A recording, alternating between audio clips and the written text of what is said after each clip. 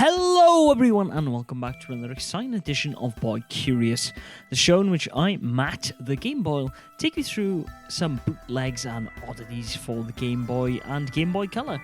This week will be no exception. It's a game called Harry Boy, the second edition.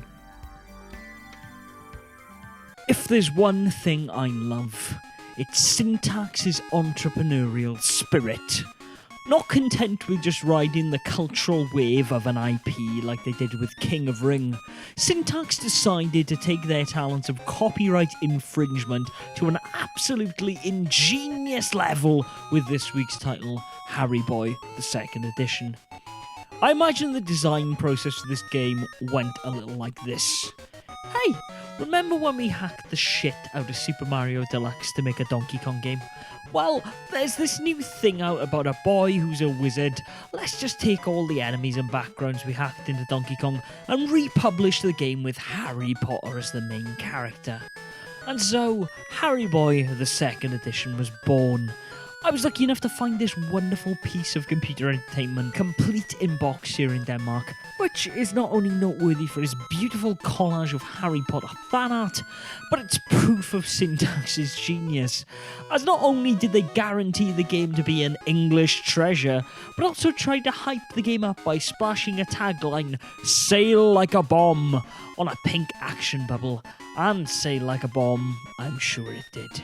Naturally, Donkey Kong is replaced in this outing through pseudo Hogwarts by none other than Harry Boy himself, who's having a bit of a rough day. Not only has he been turned into a frog, but he has to save his good friend Ron. I could read you the horribly mistranslated story myself, but I wouldn't want to take away the joy of you doing that yourself by watching the All the Glory video I'm going to drop this weekend of this very game. Anyways, Froggy Potter must make his way through 5 worlds of 4 levels apiece, eating meat instead of mushrooms to turn back into his original bespectacled self. Every now and again, Harry Boy will find a potion that allows him to turn green and be able to throw fireballs. Why, you might ask? Well, spoilers for those of you who've not read The Prisoner of Azkaban, but Harry's Patronus charm is actually Ken Masters. Getting to the 4th level will see you enter Bowser's Castle stage to save good old Ron, not fighting Voldemort, but you guessed it, long-time viewers, Count Dracula. Once he's dead, you'll find out that Hermione is in another castle. Oh, so we're forgetting about Ron then. Alright, fuck it, let's save Hermione instead.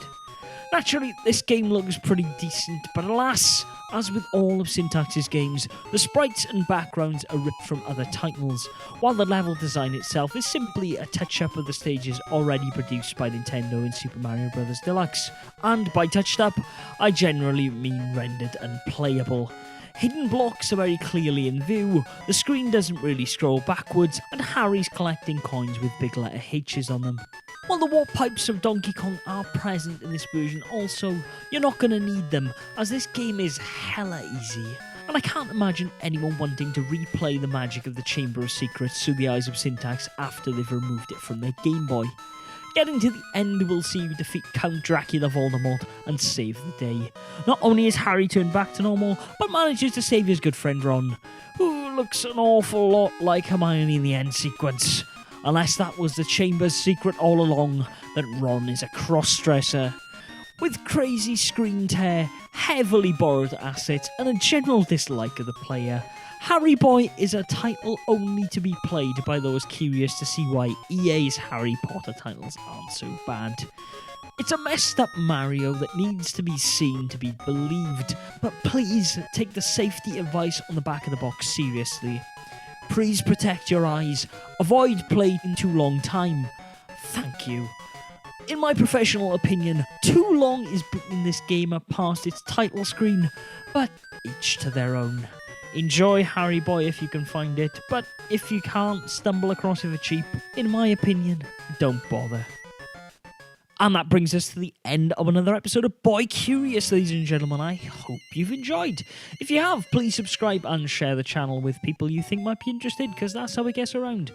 If you did like the video, why not check out some more of my content, such as the Boyographic videos, where I look at the highs and lows of the Game Boy library, one card at a time, and these videos are generally released every Friday, when I'm not releasing more Boy Curious videos, where I look at more bootlegs and oddities for the system. As previously mentioned, there will be an all the glory of this game coming out in the weekend. Hopefully, as it's not as long as King of Rings, so I can actually promise that, which is nice. If you have subscribed already, like I said, please promote it around to other people you think might enjoy it. And until next week, Game Boys and Girls, game on.